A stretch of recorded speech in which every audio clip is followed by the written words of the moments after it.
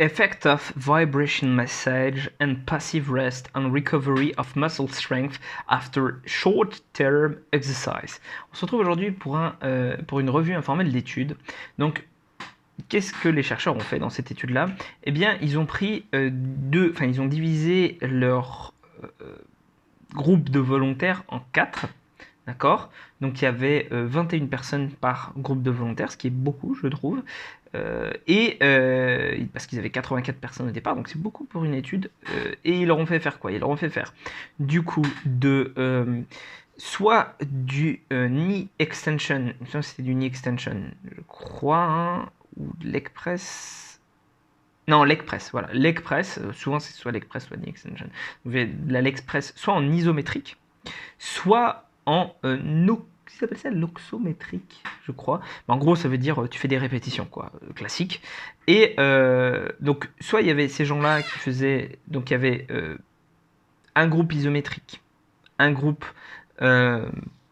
oxymétrique, qui faisait du coup d'abord le réchauffement, ensuite une mesure de la force maximale avec des contractions isométriques, un effort isométrique et un effort, pardon, c'est pas oxométrique, c'est oxotonique.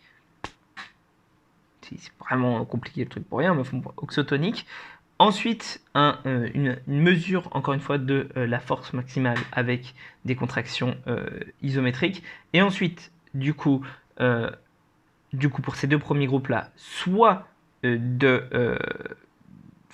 pour ces deux premiers groupes-là, il y avait un massage à base de vibrations pendant 20 minutes, et ensuite encore une autre fois une mesure de la force isométrique.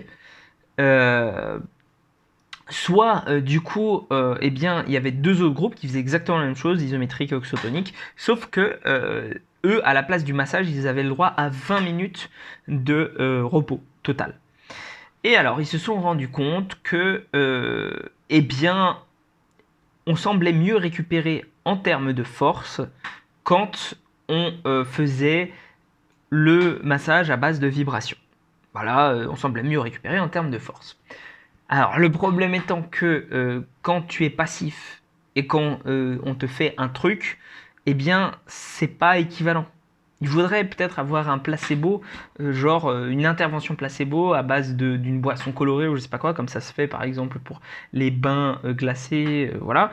Parce que là, bon, est-ce que ce serait pas juste lié à l'effet placebo? Mais on va dire que ça semble fonctionner, en tout cas, voilà, ça semble pas faire de mal, ce qui est déjà pas mal. Pour moi, le protocole est vraiment trop peu applicable aux conditions réelles. Enfin, qui fait juste un test? Voilà, attends. Enfin, pas juste un test, mais juste, on va dire, une série en isométrique ou en oxotonique, et après qui se repose pendant 20 minutes. Enfin, voilà, faudrait le faire soit entre des séries, pour que ça ait un sens, soit, enfin, voilà, faudrait voir quelque chose du style. Je suis pas du tout d'accord sur les explications des chercheurs à base de lactate en te disant oui mais c'est peut-être parce que ça a mieux évacué le lactate. Maintenant on sait que le lactate, il faut arrêter avec ça, on sait que le lactate c'est très bien pour les muscles, donc l'évacuer bah, c'est peut-être pas le top. Voilà. Peut-être qu'il y a un autre mécanisme qu'on n'explique pas, mais pour moi le lactate me convient pas. L'évacuation des déchets me semble pas une explication viable. La meilleure évacuation des déchets, enfin quoique, mais il faudrait qu'on me dise quel déchet. Hein, le lactate, ça ne marche pas. Et enfin, chose à préciser, le court terme, ce qui marche à court terme, donc là on est sur du court terme, c'est peut-être pas l'idéal à long terme, parce que si tu récupères mieux sur une séance, ça ne veut pas dire que tu vas avoir des performances qui vont s'améliorer plus sur plusieurs séances. Ça va peut-être juste te permettre de mieux te fatiguer sur une séance, ce qui fait que tes autres séances derrière vont être affectées, etc. etc. Donc, qu'est-ce que j'en pense? Pas en guise de méthode de récupération, le massage, enfin les vibrations, oui, pourquoi pas, ça semble pas faire de mal.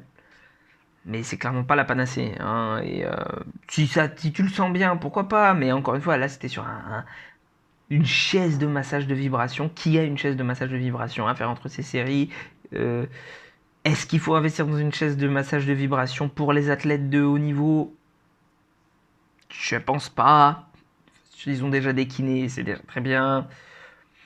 Voilà. Je suis mitigé. Voilà. Et sur ce, prends soin de toi et on se retrouve pour une prochaine vidéo.